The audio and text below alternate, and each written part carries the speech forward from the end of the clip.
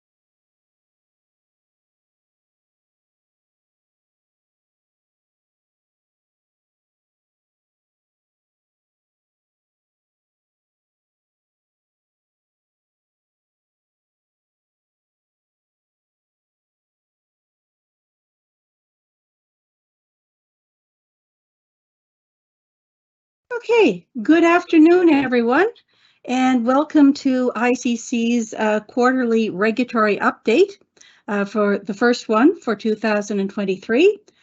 Glad to see you all here, and I hope you find it useful.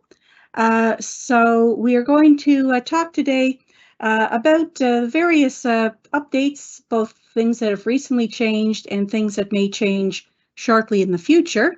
But first of all, just a little bit of an introduction. My name is Barbara Foster. I'm one of the regulatory experts here at ICC, and I've been working with them for a ferociously long period of time. So I can tell you back in the early days of dangerous goods in Canada, as well as what's going on today. So over 30 years of working with dangerous goods or hazmat regulations and the OSHA and WHMIS hazard communication regulations. So I know that many of you may have questions as we go through, and because we expect to have a large group today, rather than stopping for questions during the course of the class, we ask you to use the question and answer feature that's part of the live event function in Teams. So if you use the question and answer system, look for the question and answer symbol. And then when you click on it, you'll get a system that comes up with a little box where you can ask your question. Don't forget to press the little thing that looks like the airplane that indicates send, and that will be held till the end of the session. And we will answer everything that I can answer then. If not, if there's things that might require a little bit more research, just make sure that you identify who's asking the question, and we'll try and get back to you after the session is over. Please, of course, remember that, I say, if we've got a lot of questions, you can hang on. And one of the questions that is most commonly asked is, will we be getting a recording? And yes, after the session is over, the recording will be posted on our website under what we call our help section. So you can take a look at the recording again, or you can share it with other people in your facility if you feel it's useful, or if you say, wait a second, I think I missed something, you can go back and take a look at it then. ICC is a company that has been around for a long time, for over 35 years. We've been supplying the dangerous goods transportation and hazard communication industry. Our website is www.thecompliancecenter.com, and you can go there to see both our products and also with our help center with a lot of information that you may find useful in complying with the regulations. So various things that we have on offer. We have a lot of stocking products such as class labels, handling labels, packaging for dangerous goods of various types, placards, copies of the regulations, computer programs for doing shipping documents, and as well we have our training and consulting department. So if you need dangerous goods or hazmat training, please keep us in mind. ICC difference, we have a lot of custom solutions. For example, maybe you need a label or a sign that isn't one of our stocking items, we can create it for you. But since we do have a large amount of stocking items, we can usually provide information very quickly. And keep in mind, we do have a regulatory helpline for customers that if you're a customer of ICC, you can call us up and we can try and find answers for some of your questions.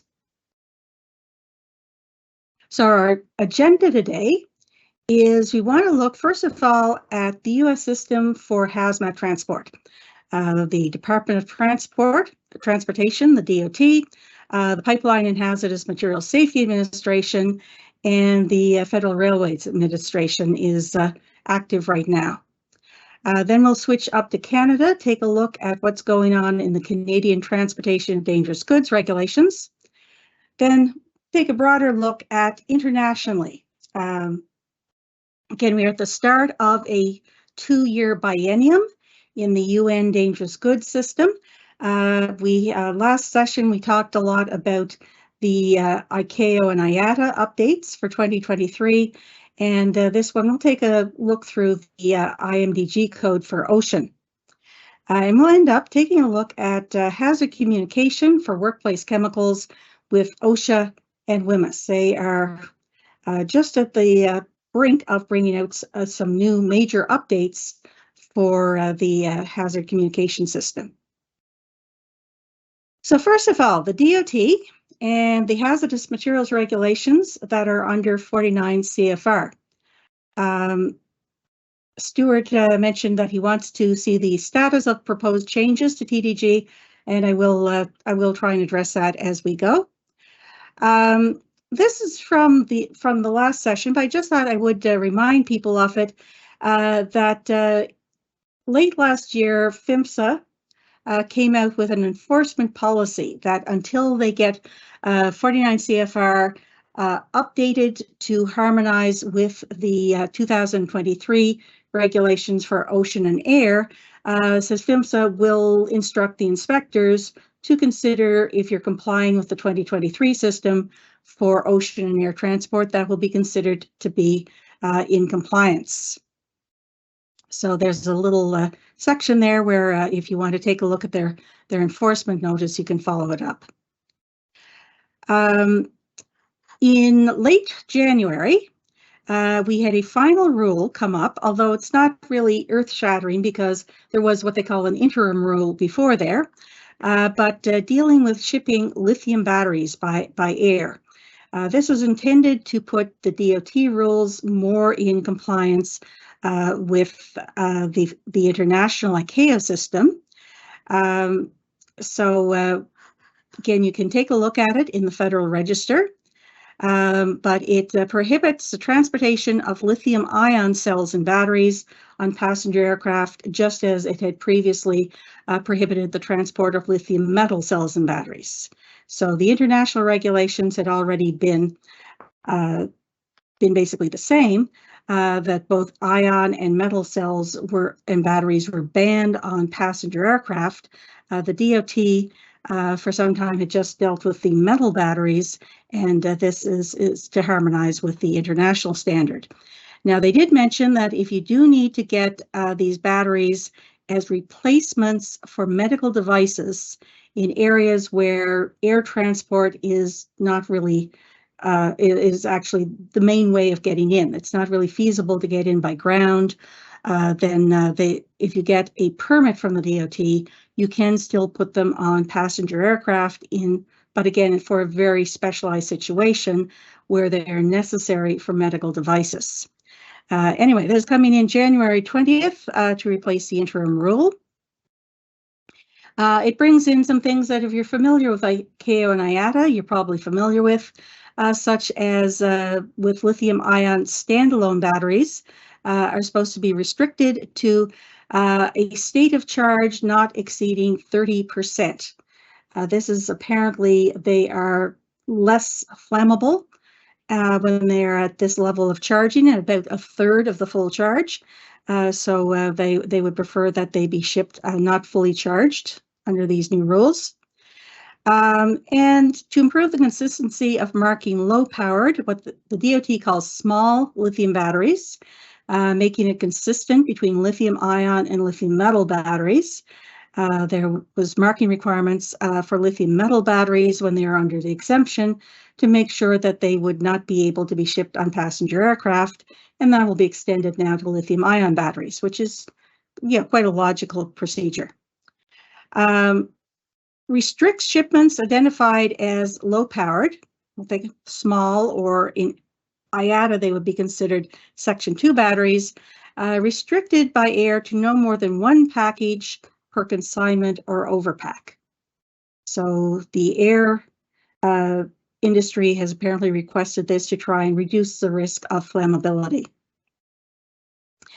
Another thing, well, we all know inflation is an issue these days, and to keep up with the rising cost of living, the DOT has always periodically increased the maximum fines. So there's a new rule out that has raised the fines. Now, again, this is not something unusual. This is just a standard regular thing that's done. It wasn't done specifically for current situations, but has raised the maximum penalty up to about $96,000 from $89,000. If the violation caused death, serious illness or injury, then it's raised from about $209,000 to $225,000. There's also some penalties listed for various violations, such as training. If people haven't been properly trained, the minimum penalty for a hazardous materials training violation is $582. Now, remember that could be if you have 10 workers and all of them are not trained, you're not just going to get one charge, you would get 10 of them. And as always, when they make a lot of changes to the regulations, when they go back, they're always going to say, oops, there were some typos, there were some omissions. So there is a final rule that made some corrections that came out this year, and that has looked at some entries on the hazardous materials table. Made some corrections, so you have things like hexamethylene diamine solution, dihydrogen difluoride solid NOS, or 1,2-propylene amine. Check those out. One of the more interesting ones was they put in an entry which came out as hydrobromic acid with more than 49% hydrobromic acid. That entry was actually supposed to read with not more than 49% hydrobromic acid. So a pretty significant omission that changes the entire meaning there. So if you are into shipping hydrobromic acid, definitely something to keep looking at.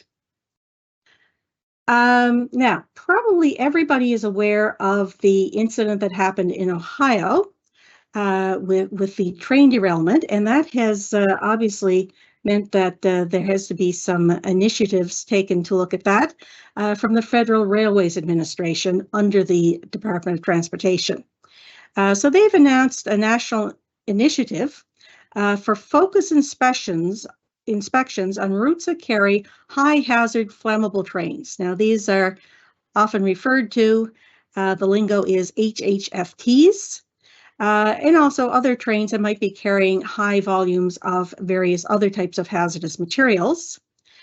So that's something that will probably be a major initiative to avoid a similar incident from happening as happened in Ohio.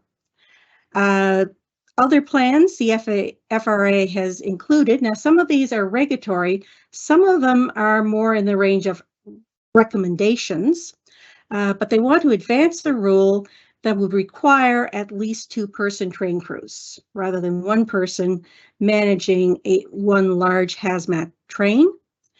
Targeting legacy tanks that had been sort of grandfathered. They were no longer considered really adequate, but they were being grandfathered out eventually, targeting them for inspections and safety reviews. Again, calling on railways, which means this would be kind of a voluntary initiative, but they would be hoping the railways would do this, to provide advance notification to emergency response teams if they were shipping hazardous gas tank car shipments through the states.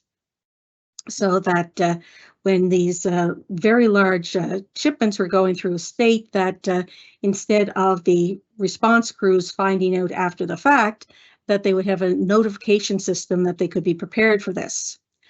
Also calling for phase-in of a higher standard of tank, the DOT 117 tank. Should be tank cars, not cards. They're supposed to be phased in to replace the legacy tanks 2029. And the FRA has said maybe we really should be moving ahead with this sooner because we don't want the serious hazmats to be going in tank cars that are not the top of the line. So if the railways can get rid of the legacy tank cars earlier than 2029, it would help make things safer. They talking about putting in additional protection for workers who report safety issues, protect them from reprisals, and taking a look at new rules. Again, get started to see whether this would be useful. New rules that would require electronically controlled pneumatic, ECP for short, brakes on hazmat trains that would help avoid the risk of derailment. The FRA has issued a safety advisory to make recommendations to enhance the mechanical reliability of rolling stock and the safety of railway operations. So again, you can take a look at this. It was put out on the FRA website, including procedures for installing, monitoring, and maintaining hot bearing detectors. Now, these hot bearings are what are a frequent cause of derailments, and they can be very difficult to detect under normal visual inspections because they are sealed units and you can't see inside of them. So there are systems of detectors that can check for these hot bearings, and the safety advisory is giving advice to the railways about how these should be maintained and used. Now, Transport Canada is working on a number of amendments, but something that I want to talk about before we got into the regulatory amendments is that transport of dangerous goods, that is under the TDG Act.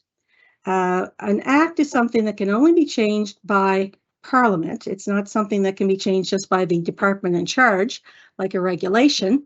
And right now there is a bill in front of Parliament, Bill C-33, which has the mouthful of a title, an act to amend the Customs Act, the Railway Safety Act, the Transportation of Dangerous Goods Act, the Maritime Transportation Security Act, the Canada Transportation Act, and the Canada Marine Act, and to make a consequential amendment to another act.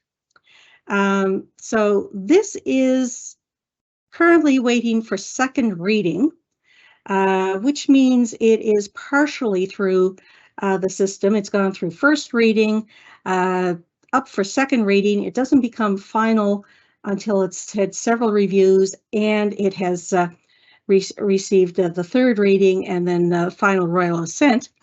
But it is going to, at least it proposes to make some significant changes to the Act for Regulating Dangerous Goods. Number one is one of the goals that Transport Canada has is to come up with a registration system that would require shippers, carriers, handlers, and importers of dangerous goods to register and give them an idea of what type of dangerous goods they ship and how much on an annual basis. To do that, they need to have a modification made to the Act to allow the regulations to require you to do that. They also would put in there a requirement that whenever an ERAP is implemented, an emergency response assistance plan, whenever a phone call is put in to implement one of these ERAPs, that a report would have to be given to Transport Canada. The changes go over greater detail on powers of inspectors and government-designated enforcement officers. The maximum penalties have not really changed since the Act first came out in the early 80s. So they're looking at increasing these. From right now, the maximum fine is normally $100,000 per violation. And they're looking at increasing these to $250,000 for an individual, up to $5 million for organizations, and that's for summary charges, which are a little less serious. For the most serious violations, which would result in a criminal indictment, individuals could be sent to jail for up to 3 years or fined up to $500,000, and organizations that had charges by indictment could be fined up to $10 million. So a significant jump from what is currently in the Act. But one thing is new, that they're making this distinction between individuals and organizations, which is not currently in the Act. they're also looking at, to make things a little bit easier to bring in this thing, it's found in a lot of Canadian regulations now, administrative monetary penalties. These are penalties that would not involve criminal charges. They would be an alternative to court-ordered fines. Simply, instead of going to court, the enforcement officer could issue a notice of violation, including these penalties, up to $50,000 per individual, up to $250,000 to the organization. The advantage here, opposed to summary or charges by indictment, there would be no criminal record and there's no jail term involved in these. There would still also be the ticketing offenses for very low impact violations, but this would be sort of a middle ground between a ticket and a criminal charge. The minister of the person in charge of Transport Canada will have expanded abilities to designate enforcement officers, and they will reenact the existing duty, so they'll rework it to require people to report actual or anticipated releases of dangerous goods that they believe endangers or could endanger public safety. So Bill C-33, it'll be interesting to see how it proceeds. And there is a lot of work that will be done before the bill can become law. Again, if you do have any comments or concerns about it, you want to talk to your members of parliament, give them some feedback so that they know whether companies or individuals feel that these are good ideas, bad ideas, or could just be arranged otherwise. Now, back to amendments to the regulations. These don't have to go through Parliament. They normally have to be published in what's called the Canada Gazette, first as a Gazette 1. And this little graphic that I got from Transport Canada, you'll notice where it says CG1, that is their planned or already achieved Canada Gazette 1 publication. And then Canada Gazette 2 would be where they indicate this CG2. So right now there's a number of things that they're looking at. One of them is this thing that they call the CID, Client Identification Database, which has been published as Canada Gazette 1. They also just came out end of last year with the update to the regulations and some improvements to the air section. So that's called the International Harmonization Amendment. And the training amendment has already been published in Canada Gazette 1. They expect that Canada Gazette 2, we should see the amendments to Part 6 either this spring or early this summer. Now, I will point out that if it gets into the actual summer months, late June, July, August, that tends to be when a lot of people at Transport Canada go off on vacation and things kind of grind to a halt. So if it hasn't come out by the end of June, I wouldn't hold my breath that it's going to come out in July or August, but they've surprised me. It always depends on when I'm going on vacation, because it always seems that they bring out a major amendment whenever I've gone on vacation, whenever I choose to do that. But I would expect within the next, say, 4 months, we will probably see the Canada Gazette version of the training system that will bring in this new CGSB standard from the Canadian General Standards Board that will require a new system for analyzing training, documenting what training people need, and designing your training to meet those needs.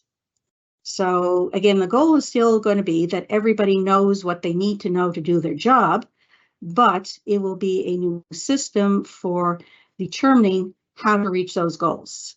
And the CGSB standard is available online.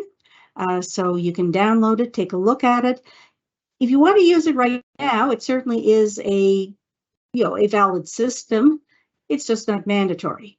But once the Canada Gazette version of Part 6, the training section, is updated, then we are going to have a phase-in period.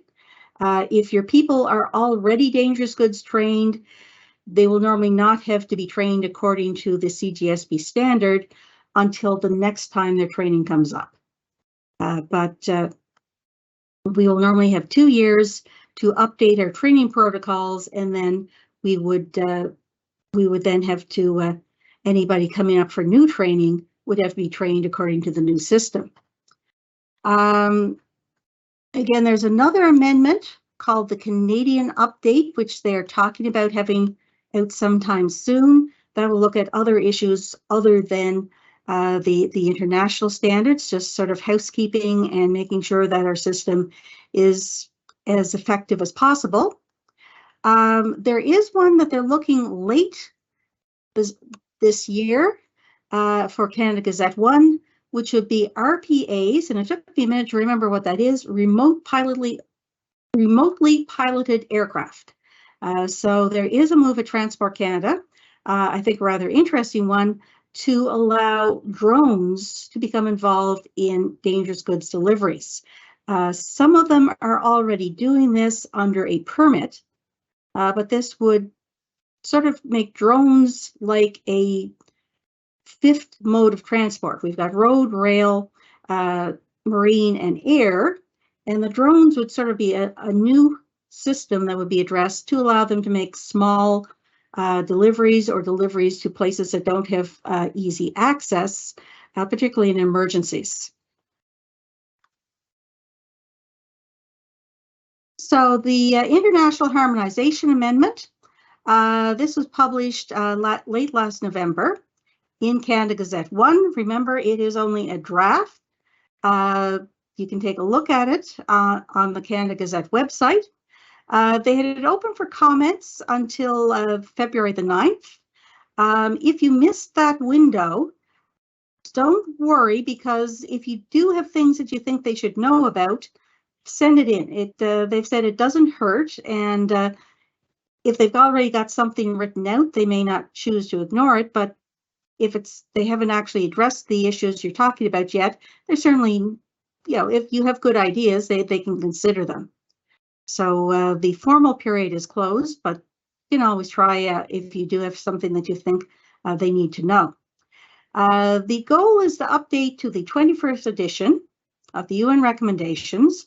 Remember, actually right now we're in the 23rd, but we were held back a lot by COVID. So right now, Transport Canada is trying to play a bit of catch up, and this would at least get us reasonably updated.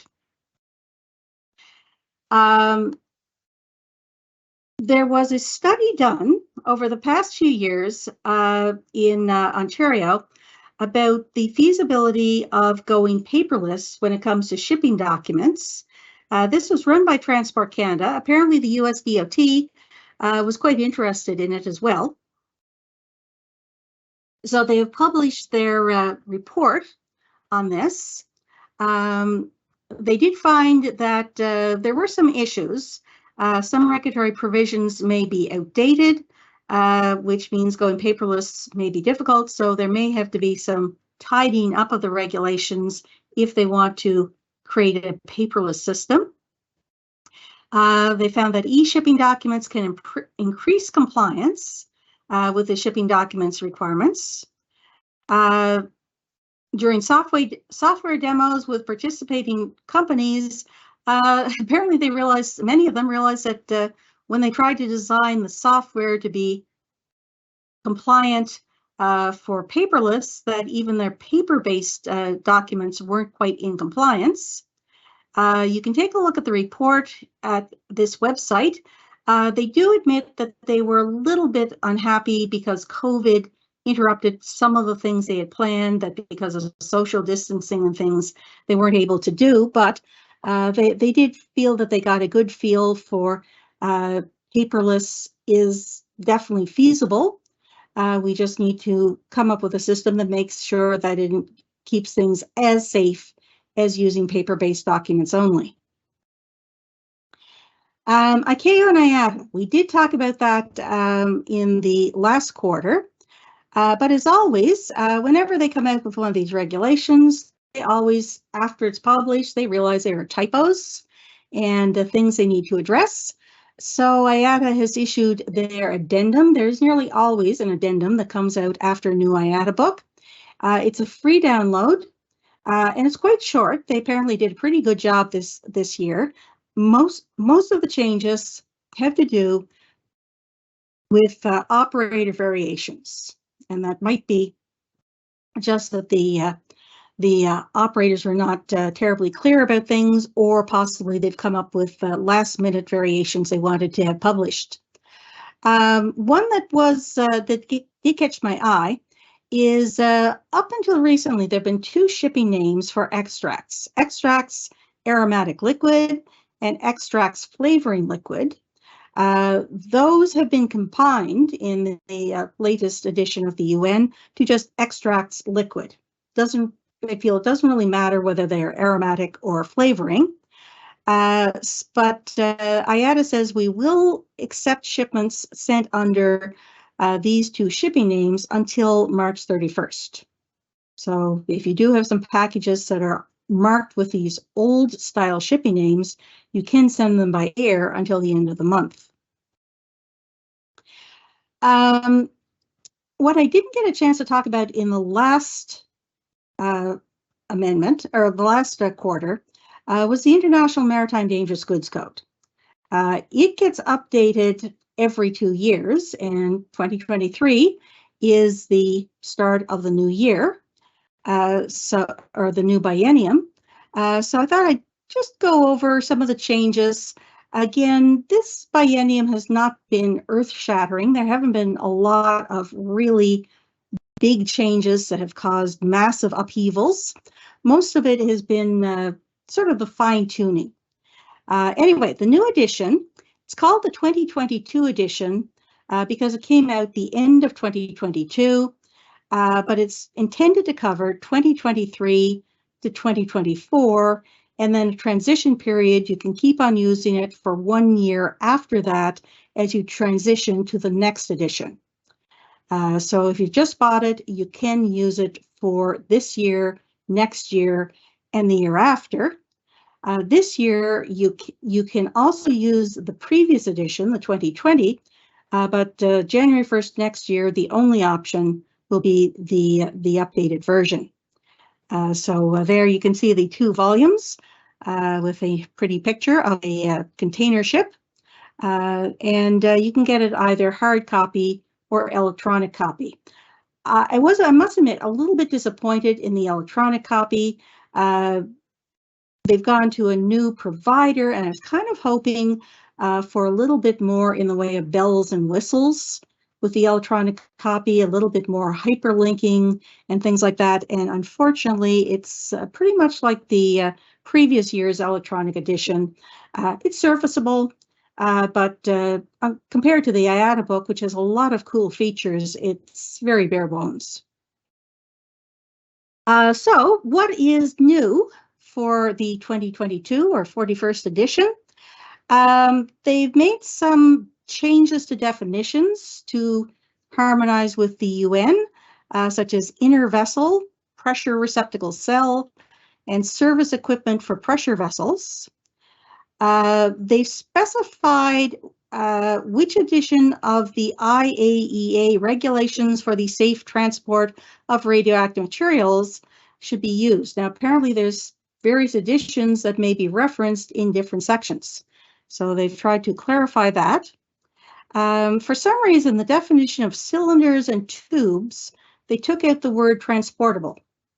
I'm not entirely sure why they felt that was significant, but it's no longer in the official definitions in Chapter 1.2. They've updated the definition for metal hydride storage system, which can be significant if you're getting into metal hydride storage systems. They've updated the references to books such as the GHS, Globally Harmonized System for Classification and Labeling of Chemicals.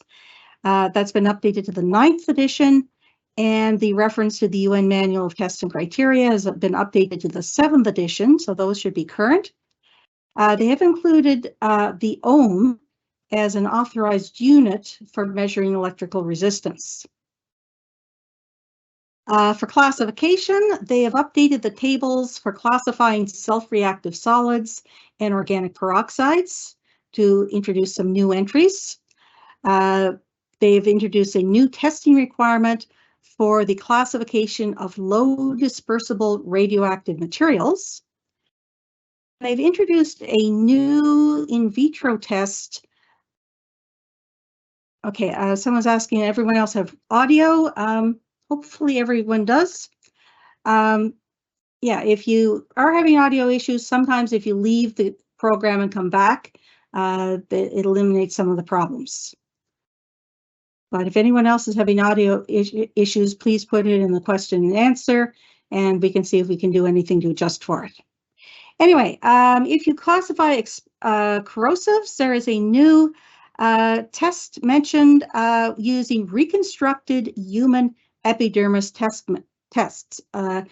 Basically, a substrate where you have skin cells grown on a substrate, which will allow them to do skin testing using human tissue, but of course not attached to anyone that's going to feel any pain.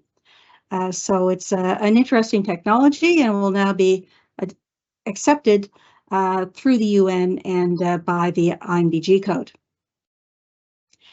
They put in a note about classifying marine pollutants as chronic 1 or 2. That says if the environmental effect concentration, such as an EC50 or an EC10 as referenced, or a no observable effect concentration of a tested mixture, if that is greater than 0.1 milligrams per liter, then there's no need to classify for long-term hazards under the provisions of the Marine Pollutant Classification Protocol. And for lithium batteries, they have modified a section to say that the requirement for providing test summaries for lithium batteries. This is a new thing that the UN has been requiring. It's in most regulations. It's not in TDG yet, but it is in DOT, most other regulations that providers, distributors, manufacturers of lithium batteries should, on request, be able to provide a summary of the UN testing for the batteries to prove that they're safe. And this is not going to apply to button cells when they're installed in equipment. Button cells are the tiny, tiny little ones that look like coins, and they're just apparently too trivial really to make it mandatory that you have to provide the testing reports for them. But again, only when they're installed in equipment. If you're shipping them as standalones, the testing report requirement would still apply. Again, with the extracts, they've taken out UN 1169, extracts aromatic liquid, and 1197, which was extracts flavoring liquid. They've just changed that to extracts liquid. So all your extracts will be going under UN 1197. They've gotten rid of the segregation group SGG1A, which affects one entry.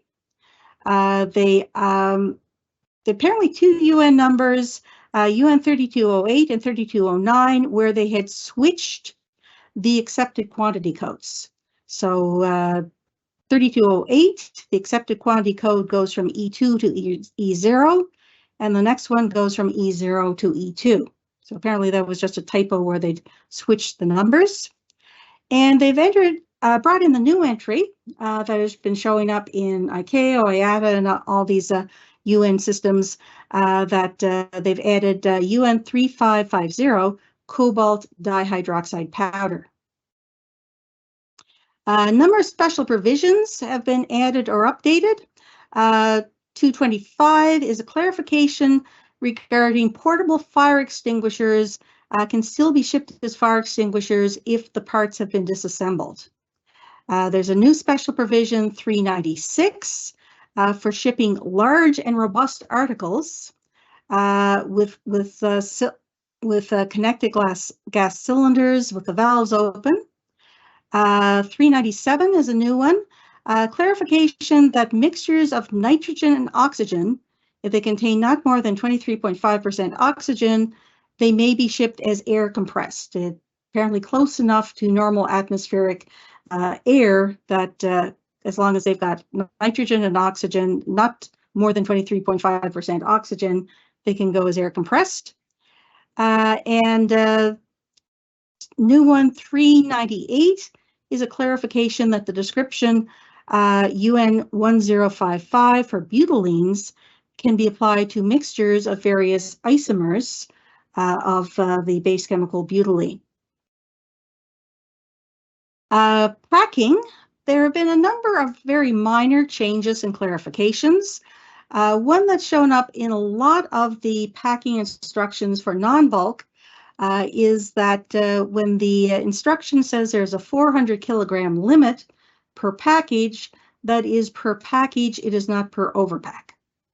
So the overpack could be more than 400 kilograms, but an individual package, if it gets over 400 kilograms, it becomes an IBC at that stage. So the overpacks are not subject to that limit. Some updates in Part 6, which is on construction and testing of packagings. Some changes on how pressure vessels, such as cylinders, get certified. Also aerosols. A note that recycled IBCs must be marked on, in addition to their regular code, with the letters REC for recycled. And there's a whole new type of packaging being added, fiber reinforced plastic portable tanks. So there's a new chapter, 6.10, authorizing the use of these fiber reinforced plastics. The UN has been working on them for several years to try and get these accepted as dangerous goods packaging, and they would now be usable under the IMDG code. Going back to Part 5, which is consignment procedures, basically hazard communication. Section 5.1.2.1 has some clarification on marking and labeling requirements for overpacks that contain radioactive substances. And 5.4.1.5.4, the requirements for substances that must be stabilized by temperature control.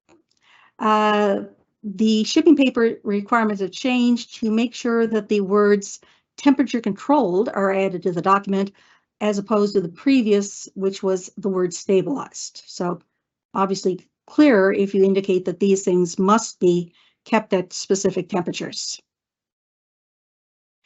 A little bit of harmonization with the air regulations that they have decided to phase out the telephone number on the lithium battery handling mark. Now, for several years, we've had the lithium battery handling mark, and there has been a requirement to have a telephone number below where the UN number is supposed to be shown. Nobody really could explain why this was required or what this telephone number was really supposed to do. It didn't say it had to be a 24-hour telephone number. It just said a number for more information. And at some point, the UN said, let's just get rid of it. So it's being phased out in both air and ocean. You can still use it up until the end of 2026. 2027, if you're using these marks, you don't want the telephone number on them. Again, that was not mentioned in the International Harmonization Amendment for Canada. It's one of the comments that I submitted that really they should be updating to this and making sure that people can use the marks without the telephone number for all modes. So those are the main changes that have happened recently for transport. Then we've got a very big topic coming up for hazard communication. OSHA in the United States, and under Health Canada, the WHMIS requirements. Both of these systems now use the Workplace Hazardous Materials, use the Globalized Harmonized System, the GHS. But the GHS, just like the transport regulations, the UN updates it periodically.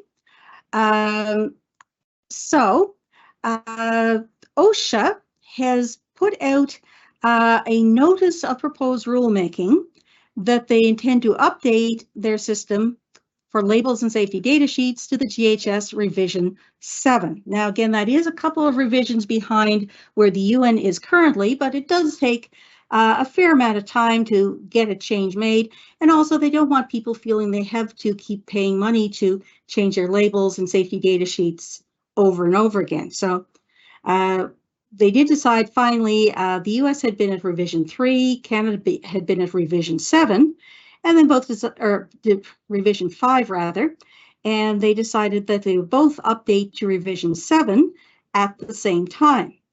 Now, Health Canada has actually jumped a little bit ahead. They've done their final ruling has come out already, but they have indicated in talks with OSHA that they were anticipating the final rule in the Federal Register for OSHA would be out sometime this month.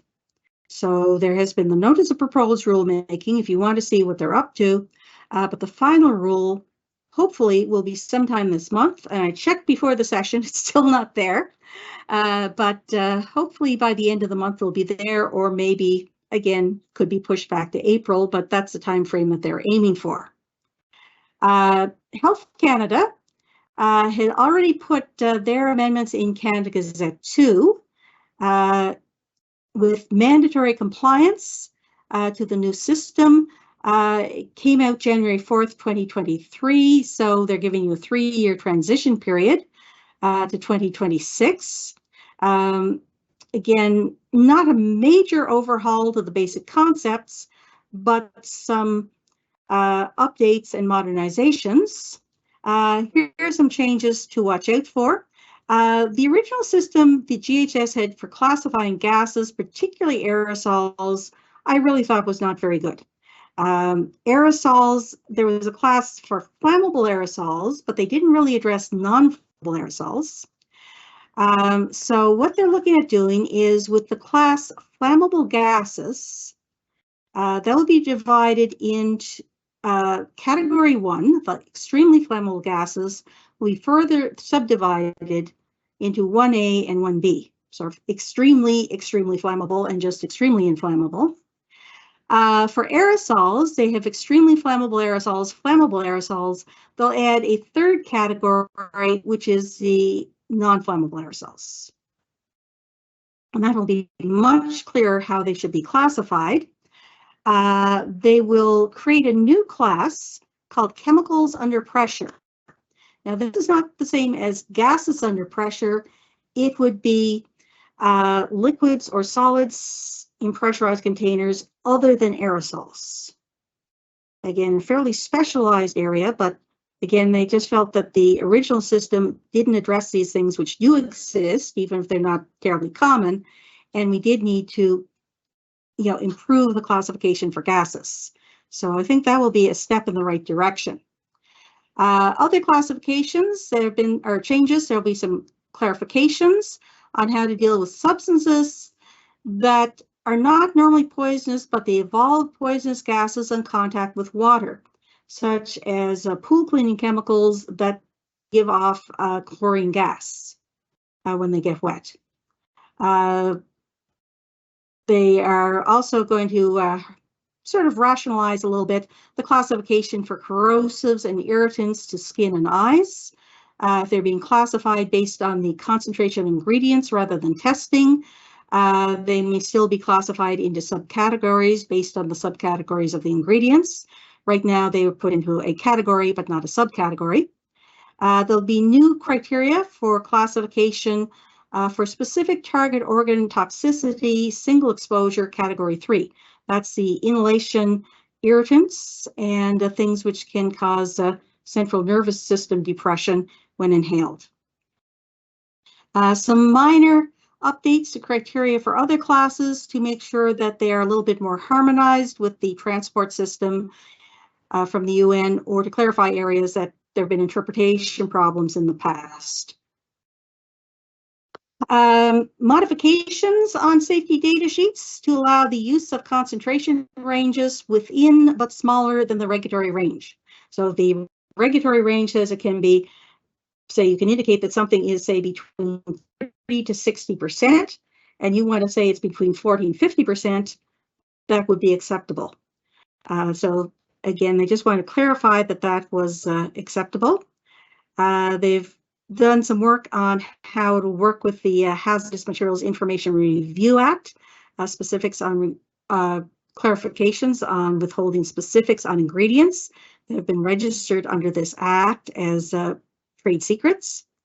There will be a couple of new subheadings in the safety data sheets, such as particle characteristics.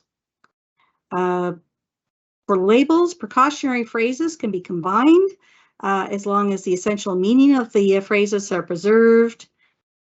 On the SDS, you'll no longer have to have a heading about bulk classification for transport by ocean. And phrases and the symbols will be updated to the 7th edition of the Purple Book, not the 5th. Now, in Canadian regulations, instead of actually incorporating this into the text, they just reference it out. They say, you know, if you're going to provide these symbols, go to the 5th edition of the GHS and do whatever it tells you there. And they just have to update that to now say, do whatever the 7th edition says. OSHA actually has incorporated this into the text in appendixes, so those will have to be updated to modify to match the 7th edition. Those are the major topics that have come up for the upcoming issue. Again, please don't hesitate to, or the teams or concerns on our website, where you can look for our newsletter and compliance bulletin, which will give you warnings of and further information. You can sign up free. Normal anti-spam things will apply. So for questions, let's just take a look at some of the questions that have been published. We've got, going back to the start, someone said they wanted to know the status of the proposed changes to the TDG regulations for training. Basically, we're just waiting for Canada Gazette 2, which should be out in the next few months. Even if you ask Transport Canada, they will rarely give you, oh, it's going to be out on June the 7th. They are not going to say anything like that. They will basically say they'll get it out as soon as they can. I remember one time one of them said, oh, it's going to be regarding a major amendment. They said the good news is it's going to be out on Thursday, and everybody perked up and he said, the bad news is we can't tell you which Thursday it's going to be. We expect it relatively soon, but of course, remember when it is published, there will be this fairly long transition period, and it will only apply to new training. It will not apply to people who are already trained. They will not have to use that sort of training until the next time they come due for training. Dominic says, where could we find the proposed training language for Part 6 of TDG? That is going to be the CGSB standard.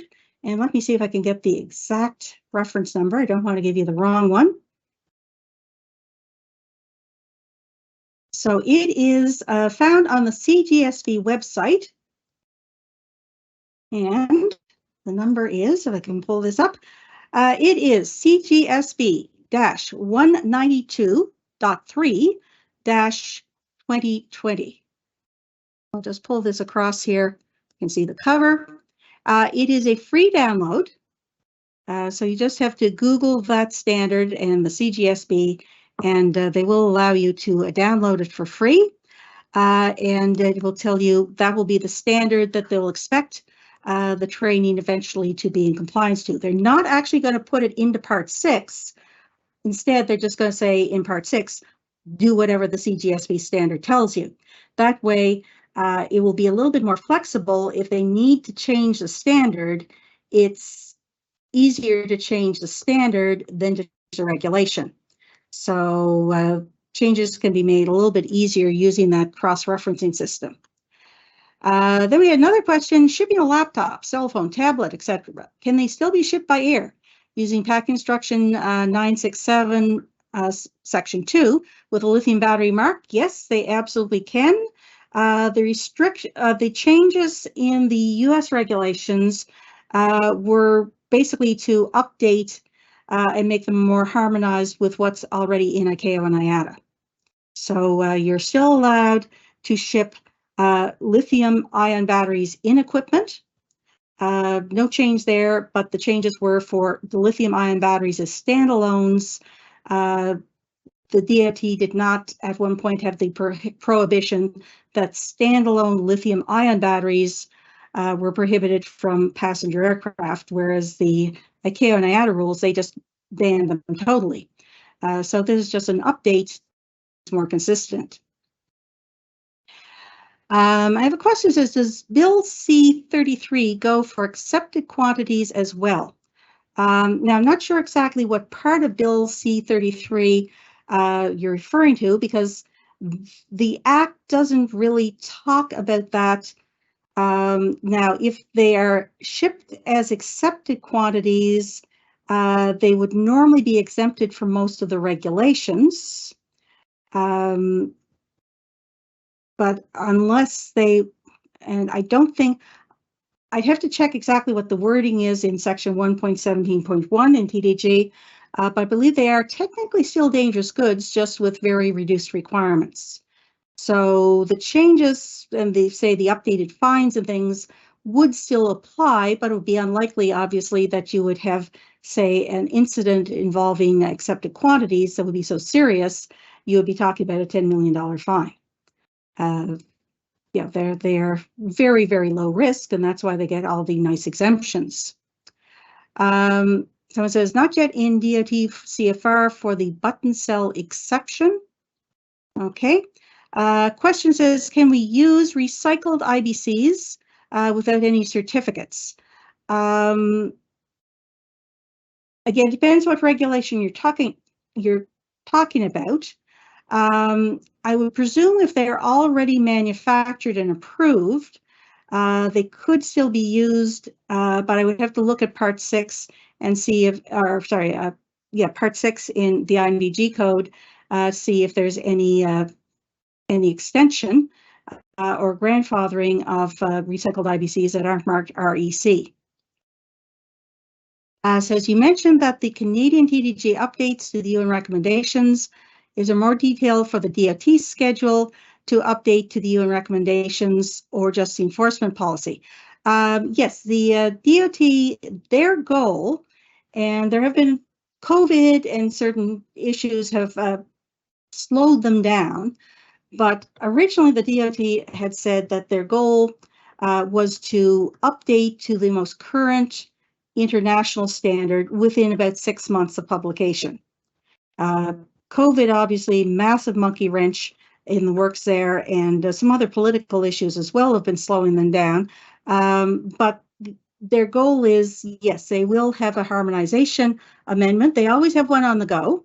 And it's escaping me. It has a standard number, HM something, but senior moment here, but they have this standard amendment, which they're always working on to update to the next edition. Just when they can't get it out right away, they will have the enforcement policy that says, even though we haven't published it yet, we're planning to, so we will let you use the new system for your international shipments just to avoid unnecessary hassle. So should we be referring to the new regulation as WHMIS 2022 or WHMIS 2023? I would say since the publication of the of the Canada Gazette 2 came out in 2023. I would refer to it as 2023, and I'm not even sure Health Canada will change the year of reference to it, because this is not a complete replacement of the regulation, it's just modifications. So for example, they may be referring it to 2023, or they may just talk about WHMIS as updated for the 7th revision. But since it came out in the Gazette 2 came out in 2023, that's certainly when the new system will be applicable. To confirm, non-flammable aerosols will be under new class. Okay, I may have says to confirm non-flammable aerosols will be under a new class called chemicals under pressure. No, I'm sorry. I guess I wasn't clear enough about that. There will be a class just aerosols. Right now, it's flammable aerosols. Doesn't deal with non-flammable aerosols at all, but it will be changed to just aerosols, and there'll be 3 categories under it. Category 1 is extremely flammable aerosols. Category 2, aerosols that are less flammable but still flammable. And then there'll be a new category, category 3, non-flammable aerosols. And then there will be an additional class created that isn't there now called chemicals under pressure. And that will be for, again, chemicals, liquids or solids, which are in pressurized containers, but they're not aerosols. And that would be different from both the aerosols and gases under pressure, which would be things like cylinders of gases themselves. So yeah, I'm afraid I wasn't clear enough on that, but yeah, the aerosols will be a revised class with non-flammable aerosols as a subgroup under that, and then chemicals under pressure will be a whole new class that will be added. So someone says, the word has it, there will be at least May 2023 before OSHA, the OSHA update will publish. OSHA has declined speaking engagements up to May 2023. The March date was something mentioned recently by Health Canada, but again, yeah, these things can get pushed out quite a bit. And I always say, I wish I would be allowed to miss my deadlines as much as some of these government agencies can, but on the other hand, I know the people involved, and they are working as hard as they can, and they don't want to bring something out before they're ready.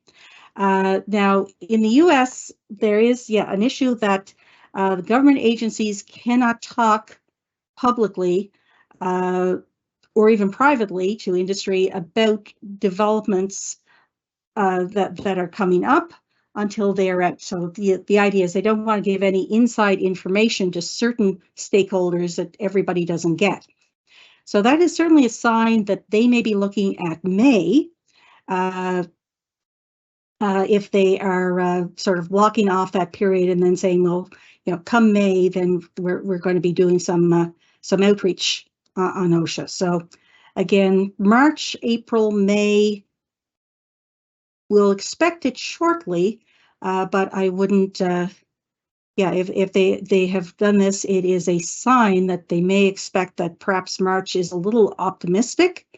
There may have been some last minute delays, or they may have just blocked off that time just to be on the safe side. So sometime probably before the 1st of June, it will be out if all things go the way we hope they do. Any other questions?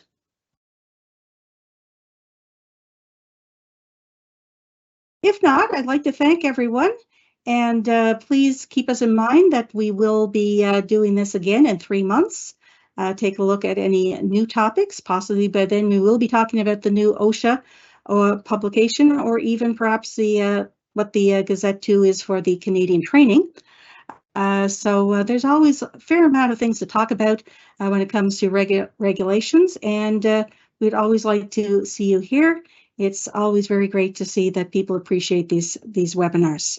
So thank you very much, and you all have a great afternoon.